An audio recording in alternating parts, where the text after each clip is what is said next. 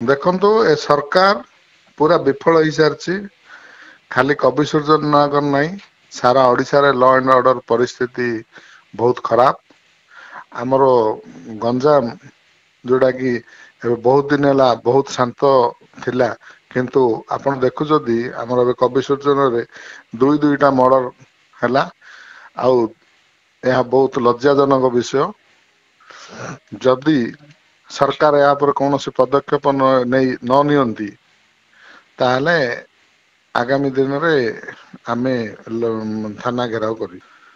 ପୁରା ଆଇନ ଶୃଙ୍ଖଳା ବିପର୍ଯ୍ୟସ୍ତ ହେଇଯାଇଛି। କବି ସୂର୍ଯ୍ୟନଗର ମାଟି ଗୋଟେ ଶାନ୍ତ ମାଟି, କିନ୍ତୁ ଏ ବିଜେପି ସରକାର ଲାଗି ଆଜି ଏହା ଅଶାନ୍ତ ହେଇ ପଡିଛି। ଆପଣ ସବୁ ଜାଗାରେ ଆଜିକାଲି ଲୋକ ଭୟ କଲେନି ଯେ ବିଜେପି ସରକାର ଆସିବା ପରେ ଲ ଆଣ୍ଡ ପରିସ୍ଥିତି ବହୁତ ଖରାପ।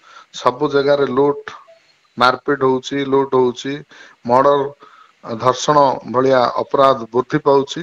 ସେଥିପାଇଁ ଲୋକ ଆଜି ଭୟଭୀତ ଅଛନ୍ତି। ଆଉ ଯଦି ପୋଲିସ ୟା ଉପରେ କୌଣସି ଆକ୍ସନ ନ ନିଏ, ତାହେଲେ ପୋଲିସ ପ୍ରଶାସନ ଉପରେ ଲୋକଙ୍କର ବିଶ୍ୱାସ ଆଉ ରହିବ ନାହିଁ। ବିଜୁ ଜନତା ଦଳ ସବୁବେଳେ ଲୋକଙ୍କ ସାଥିରେ ଅଛି, ଆଉ ଲୋକଙ୍କ ସାଥିରେ ରହିବ। ଯଦି ଲୋକ ଭୟଭୀତ କରିବେ, ତାହେଲେ ଆମେ ଥାନାକୁ ଯିବୁ, ସମସ୍ତଙ୍କୁ ନେଇ ଥାନାକୁ ଯିବୁ ଏବଂ ଥାନା ଘେରାଉ କରିବୁ।